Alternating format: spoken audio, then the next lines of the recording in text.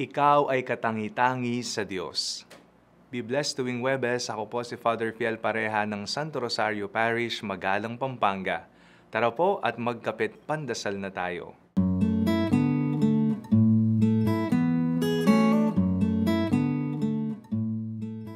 Maraming tagpo sa Biblia ang tungkol sa paghahanap. At kung nakita na ang hinahanap, ay may pagdiriwang at kasiyahan.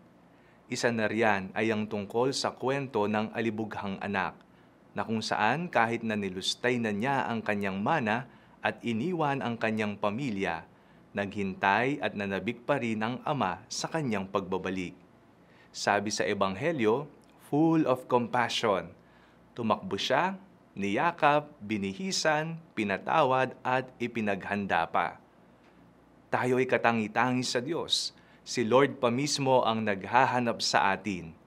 Kahit na tinalikuran natin siya at pinili natin ang ibang landas papalayo sa Kanya, siya naman ay hindi huminto sa paghahanap at paghihintay. The parables about the lost sheep, the lost coin, and the prodigal son are stories about the seeker. Kagaya ni San Pablo at ang iba pang mga kilala nating mga santo, namuhay sila ng makamundo bago sila nagbago at nagbalik loob sa Diyos. Nakita natin sa kanilang buhay kung papaanong hindi sila sinukuan ng Panginoon. God longed for the return. Mahal tayo ng Diyos at Siya ay nananabik sa ating pagbabalik.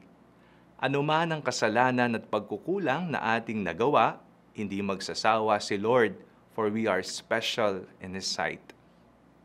Let us pray. Jesus, you are our way, truth, and life. Grant us always the desire for conversion and holiness. Amen.